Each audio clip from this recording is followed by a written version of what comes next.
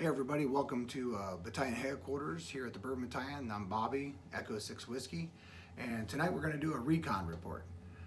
Recon report for us is when we go out and do some heavy reconnaissance on things we've either never heard of, haven't had, or things we just need to revisit. So tonight we're going to do a recon report on a Redwood Empire's Lost Monarch. So a little bit about this. Me and the Gunny went through and did some tasting on it last night. The Gunny couldn't make it tonight, so went through. We always do a couple things here at Battalion Headquarters. We're always looking at what is the eyes, what catches our eye on this, the color of the liquid inside the bottle, the shape of the bottle, the label, the artwork, all the things that go into the eyes. So aesthetically, to me, this is a beautiful presentation.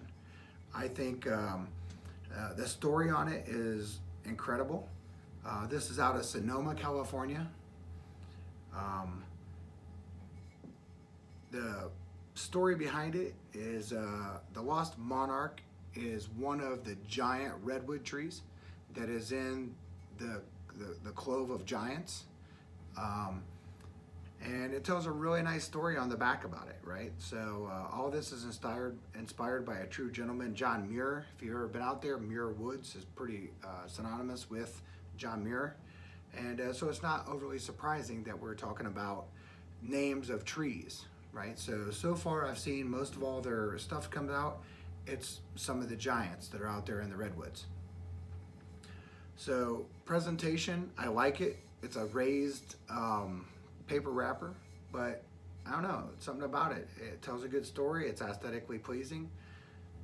I like it. So having said that, what am we going to do tonight? So in our recon report, we have a certain set of stipulations that we do, both me and the Gunny, right? So for me, we're going to go through and we're going to look at, the eyes. Not only does it look in the bottle, but what's it look like when we pour it. We start trying to pull age statements. Is it a rye? Is it a bourbon? All those kind of things based on that color. Then we're going to go into the nose. What does it smell like? What does it smell like to us?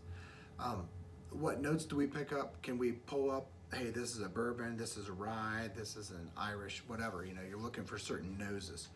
Now, having said that, if you're not going through and doing any kind of practice towards the nose, you look at the back of the bottle and it says it smells like blah blah blah. Well, if you're not smelling that, you're not going to pull those notes. You're not going to, if you're not trained in that.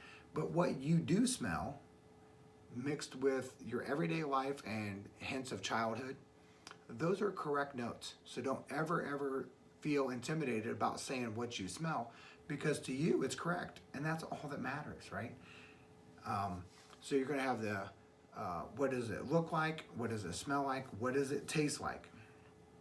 What your tasting notes tell you it is. What proof do you think it is?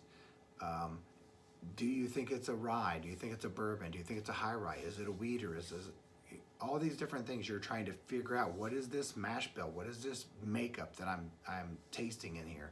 Is it old? You're going to go through, and then what we do here at the battalion headquarters is we like to go through and say, okay, we've had our taste, so we're at the very bottom. We're going to take just a little bit and leave it in there, and we're going to set it to the side. That's what we call the back blast. The back blast, if you're familiar with any kind of military terms, is what happens behind you, what happens later. What's happening in the back end of this glass if we set it aside and come back to it? Did the taste change? Did the smell change? And while it's sitting there simmering, right, because it's evaporating, it's alcohol, it's evaporating, and with it being less, it's going to evaporate more. So then we start looking into a second pour. We at the Bourbon Battalion believe every drink deserves a second pour, because there's been a lot of time spent into it. You need to make sure that before you say something's good or bad, you've given it your due diligence and taken the time to say, okay, I tried it here, I'm going to go back and try it again, because you might find yourself surprised how much things change. So you might be ready to pitch something that's actually really good. So give it time, go back and do a second pour. Then once we're done with the second pour, we're gonna go back to the backblast. Now I did go through and say, hey, you know, I skipped over a step.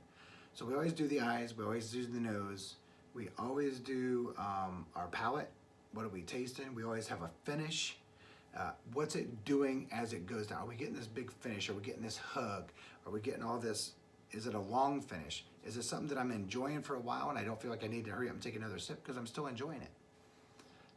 Then we always go into our second pour and then our backblast. So if you ever hear me, occasionally I'll say full frontal assault, that's our first pour. If you hear me saying about face, that's our second pour. If you hear tail end Charlie is always the finish.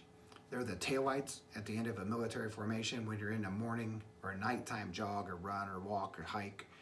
So tail end Charlie for us is a finish. So having said that, let's get into it. Excited to do this recon.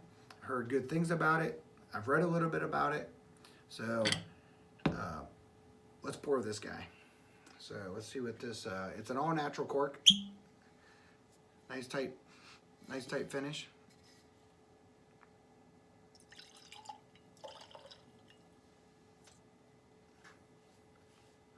I always take that drip that's coming down there because one, I want to waste it.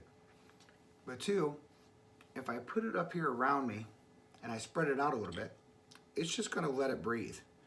And it gives me an idea of what it might turn into, right? So for me, I always take that drip or that last drop and move it around into an area that it's going to evaporate and come up and I'm going to get that bouquet and it's going to remind me, hey, be patient. This might turn into something you like, right? So on the eyes, you know, it's let me roll it around here and get some legs going, right? You may hear that in the wine world. Basically anything you have with alcohol, you know, it's going to have some legs. So it's just a viscosity breakdown of the alcohol. How does it go? So there's a lot of things that, you know, you individually figure out with the legs. I don't spend a ton of time on it, but I definitely look at it always. It looks kind of like a murky, you know, it's not a bold, heavy copper. It's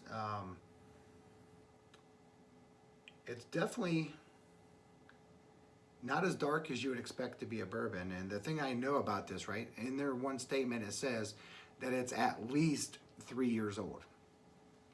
It's been my experience that when someone says it's at least, that means that they have to announce the age of the youngest. So that tells me that this could be a blend of young, old, whatever. It's a blend of something. So it doesn't look old. I mean, I'm not seeing that big, dark characteristics that I would look in like a heavy aged, you know, like one of my personal favorites, Evan Williams 23, which is liquid gold that's been ran through like dirt and charcoal. So it's amazing. Yeah, you know, it's not old. Doesn't have big old notes characteristics. You know, it's not. I've seen light bourbons look this color, but this looks like it's more of like a rye slash bourbonish. Not quite a bourbon and maybe a little stouter than a rye. I don't know. The notes on the legs, though, for anybody that likes looking at the legs and how they break down, they're well separated, nice and slow and steady, but making it to the finish. They're not doing what I typically like to say is, hey, we're having shrapnel, which is like all the debris where you have spackling everywhere that comes from like grenade shrapnel. No, but it's not that. Looks great. You know, it's just kind of confusing, right? It's not old. No way that's old. So, to the nose.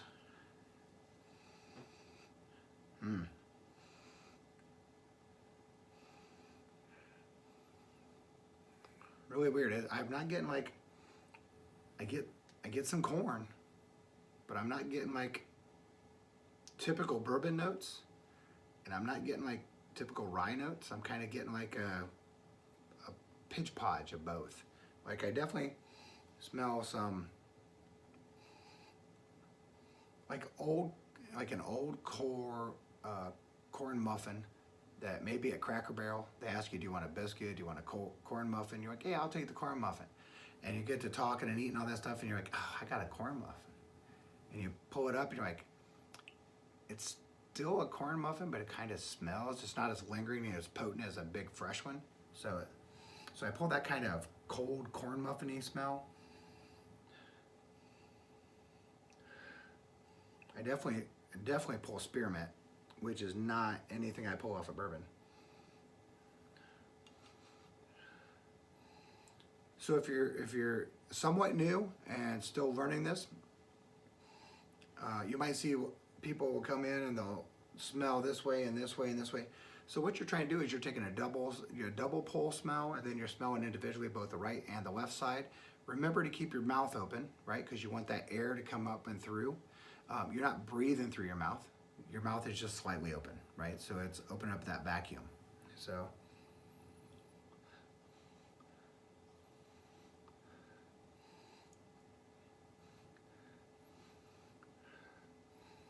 you know, it's getting minty.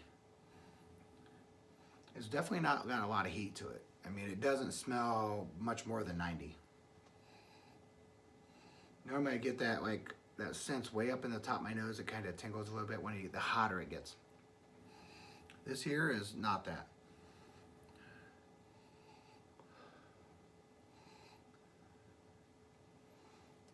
Right now, I don't know. I'm somewhere between a younger bourbon, but I'm definitely not sitting on like a big bold one. All right, to the palate. Cheers.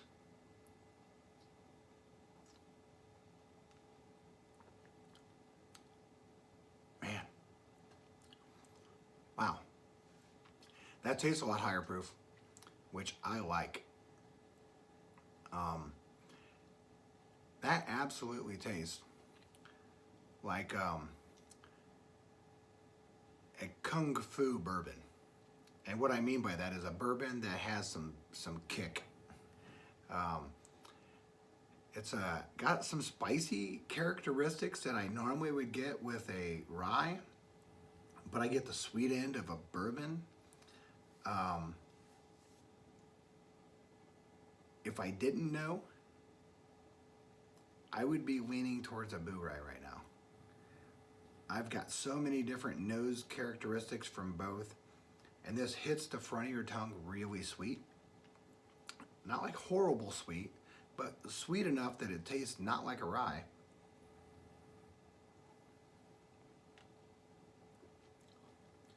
But you get that big mouth spicy feel.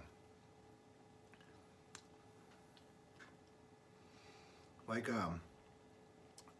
cinnamon powder. If you've ever had cinnamon powder, right? Not the crystallized sugary cinnamon powder, just straight cinnamon powder.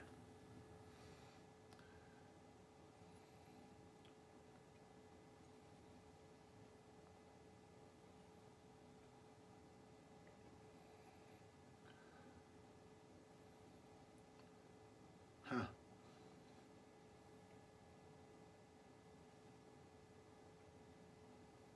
It's funny because it's kind of open up and releasing a little bit, right? So in that, it's kind of more.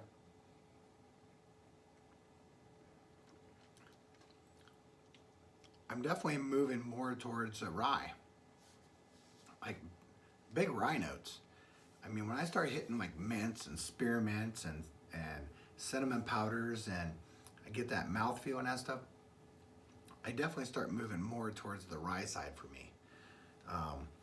But I'm not pulling oatmeal, which is strange for me. And there's no rhyme or rhythm. It doesn't matter. For me, almost always, if I'm on a straight rye, I will pull Quaker oatmeal. You know, the old kind you had to cook on the stovetop, not the instant stuff you put in the microwave. Man, having said that though, this is really good because it's different. It changes quite a bit.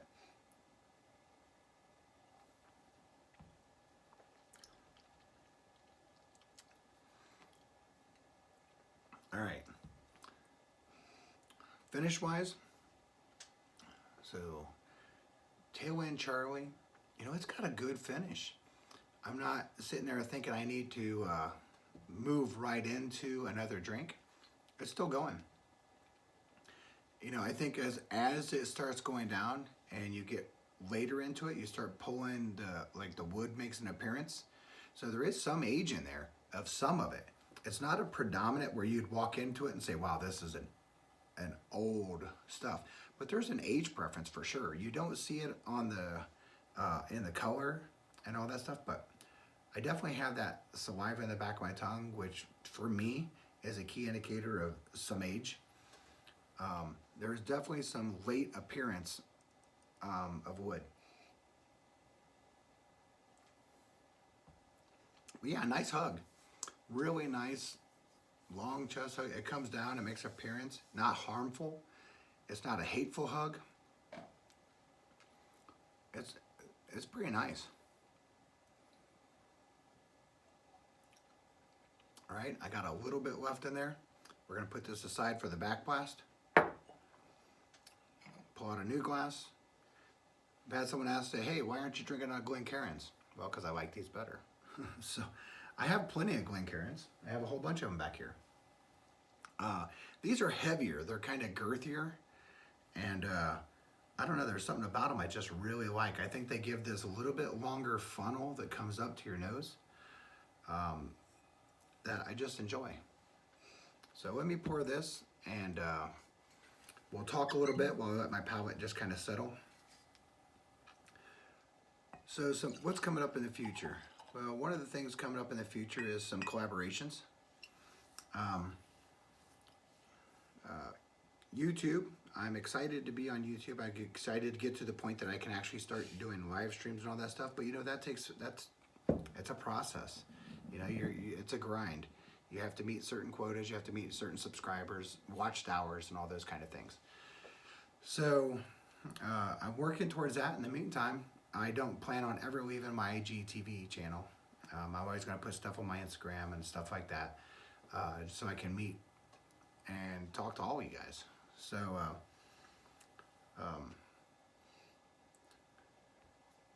and there's nothing I hate worse than saying, sorry. Collectively, if you're a cigar smoker, which I am, I love doing pairings. I love doing a lot of pairing notes. I do it as a side gig. Been smoking for a long time, been drinking for a long time. My brother, the Gunny, you hear me talk about him a lot. He was a major influence in my life.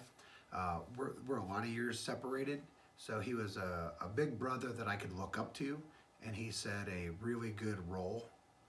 He was a great role model for me to look up to. He was in the military, he was in the Marine Corps as well, and when I got to that age of figuring out what I wanted to do in my life, and like a lot of guys, a lot of people, we think we know what we want to do, but we weren't for sure. And he made it pretty clear to me that, you know what, I wanted to figure out what I wanted to do, but I wanted to go the military route. I wanted the pride for me to serve and be a part of something.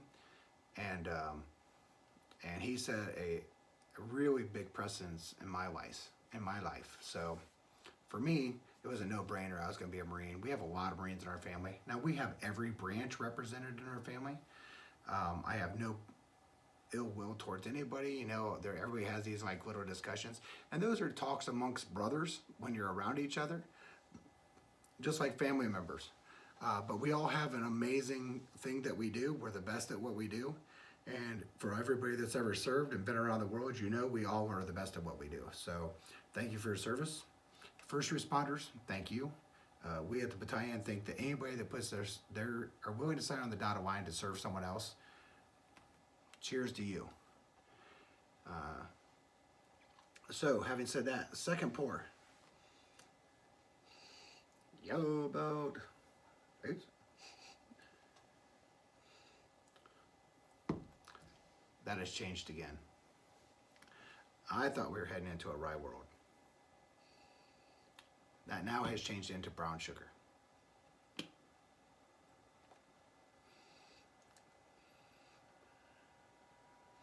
That brown sugar and spice but kind of more along the idea like, so if you've ever needed pancake syrup, not maple syrup, right? Maple syrup comes from maple trees, but pancake syrup.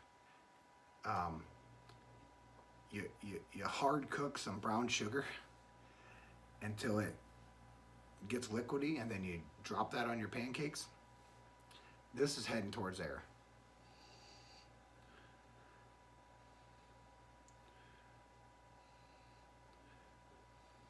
But man, you still get that weird rye note. I'm almost kind of picking up like this, like really strong bourbon note with a hint of rye. This is a boo rye. There's no doubt about it. This is a boo rye. You can't have that many different notes of bourbon and rye with no introduction of wheat and it be anything other than a boo rye. So if you're not familiar with what a boo rye is, it's a bourbon rye blend. So if you didn't know anything at all about this and you were intrigued and you wanted to go on a blind, which I always say you need to blind taste stuff because you might be finding that you're paying top dollar for something that you wouldn't pick behind something like $19. So don't waste your money on stuff that you don't like. Blind taste it and make sure you actually like it.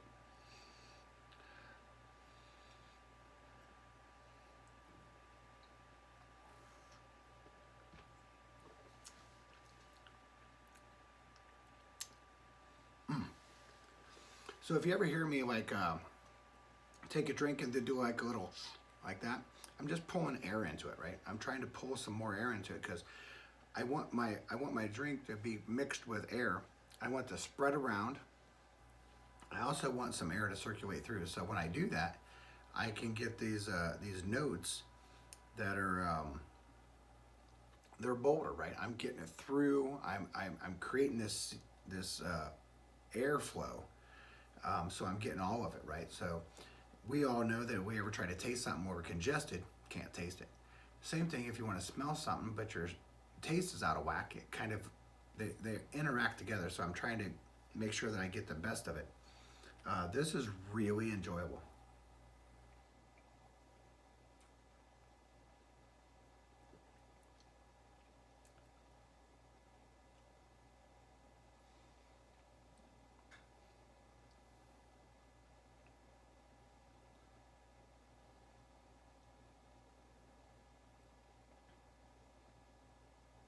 I would say that if you like a really bold,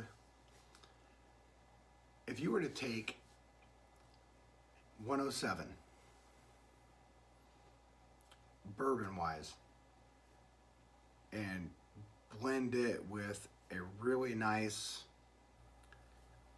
mid to upper range rye, you're probably on this, probably really close. I could think exactly what I would blend this with a couple different drinks to come up with. This tastes to me, if I took Pikesville rye and mixed it with Antique 107. Yeah, we're talking about a weeder with a rye, but I'm telling you right now, that's what it would, to me, maybe a splash of Four Roses, just to even it out.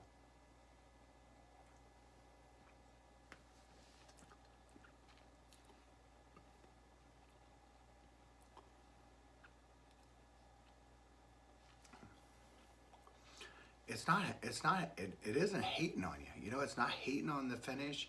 If you're a person who's like, wow, I can't really stand when it gets like really too hot and all that stuff, it's not. It tastes higher than it smelled. I mean, I smelled a 90 all day long, but that's not what I'm tasting. I'm tasting like a 101 to like a 107 type of thing. I wouldn't say higher than that, but I wouldn't say lower than that either.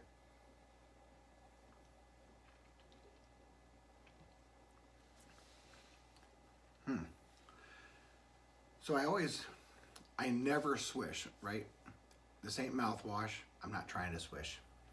I will chew. I'll do a Kentucky chew all day long. which is nothing more than actually chewing, right? Nom, nom. And just that natural chewing thing causes this rotation.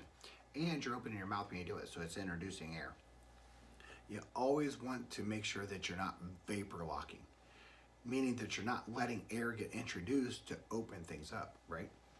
We know that, like, hey, we have decanters. It doesn't matter if you're a wine person, it doesn't matter if you're a whiskey person. Why would you decant something? You want it to open up. That's the introduction of air. Same thing in your mouth, right? I want to taste the best it can be or what it's going to become, so I need to go through and give it an appropriate amount of time and effort to get the best out of it. So, I can tell you right now, for the cigar lovers out there, this is a Maduro to double Maduro blend. You could throw this on a Maduro double Maduro because there's enough of a bourbon note on it to not be so spicy with the oil. You know, your Maduros and double Maduros get that oily texture. I could put that on a medium to dark wrapper all the way up to a heavy Maduro type wrapper.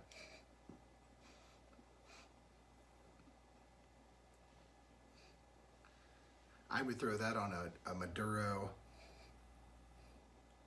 Oliva V Milano all day long. Matter of fact, I would put it on Liga Especial for sure.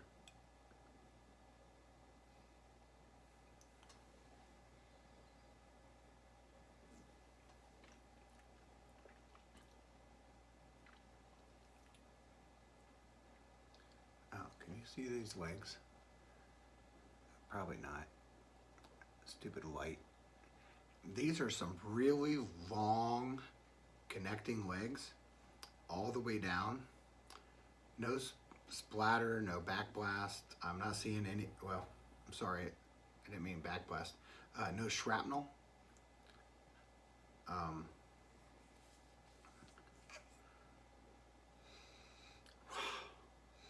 That's amazing. That's really nice. That's really nice. So typically I sit there and I put whiskey, bourbon, rye, all that kind of stuff, all the whiskeys in a category. Would I put it on the bar? Would I pursue it? Or would I not pursue it? If I put it on the bar, that means I like it. If I wouldn't pursue it, hey, I'm not going to go out and try to find it. You know, I could live without it. There's other things I could find to replace it. If I'm going to pursue it, that means if I couldn't find it readily around where I'm at, I would eagerly be going out trying to figure out who do I have in connections, who do I have in my networking, where can I get this?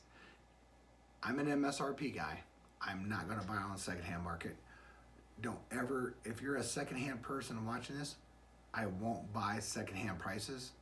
I have enough. I'm not about that. I live in a controlled state, so if it's in my state, it is MSRP. I don't rarely ever go outside of MSRP. If so, it's very minimal. So it would, you're not gonna, hey, I got this for X. If you come to me and say, hey, I got Blanton's for $100, I'm probably gonna laugh at you. Because quite honestly, I can think of so many other things I would rather have. Quite honestly, I can think of something that's probably less than $20 that I would have over a MSRP Blanton's. So, doesn't mean I don't like Blanton's. It just isn't my preferred palate. I'm a sipper, cigar pairing, tasting guy. I'm not a drinking guy. I'm not trying to get somewhere. So, all right, backblast. Let's get back to the backblast. So, backblast area. What the hell?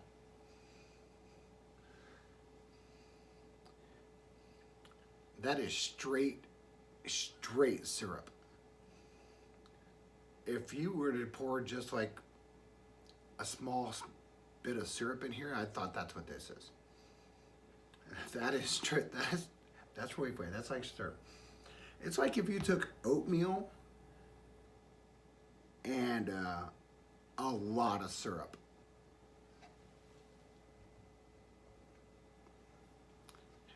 Sorry about that.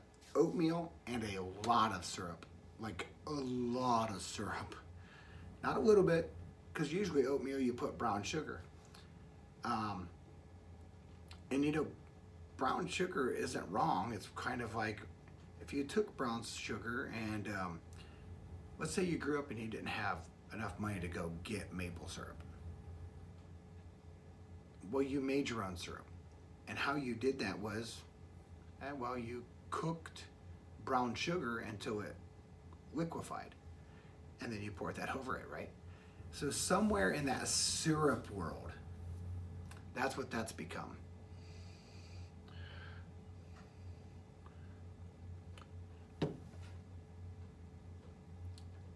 If you've ever had a sweet potato and you've done it, if you've done a sweet potato right, I love sweet potato raw.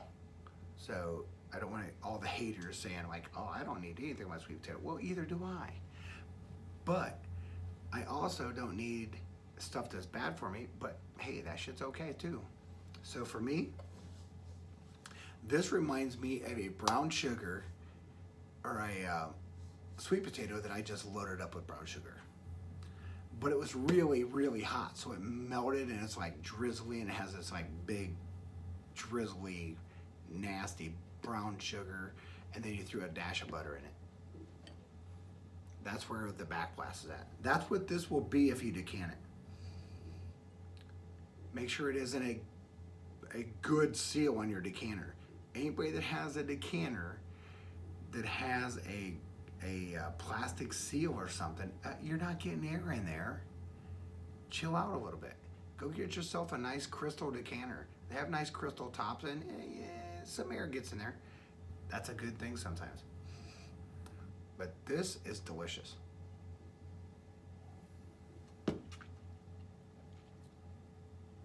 I would pursue this.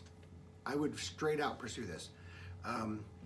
If the gunny comes down here and we crack a cigar, this will no longer be. I can tell you that right now. It will be gone. And I will be pursuing it. So I put this definitely on the pursue area. This is really good. This would pair with a Maduro / double Maduro, a pretty dark cigar. If you're a novice cigar guy and you're thinking about pairing it, or a cigar gal that's thinking about pairing this, you know what? I don't know that I would go double Maduro. Maduro maybe, just down a little bit, right? Just a little bit. A nice dark wrapper, really, really solid milk chocolatey. But definitely you don't want to go Connecticut leaf or anything light like that. That's more in like the heavy, older, syrupy, heavy, dark maple syrup bourbon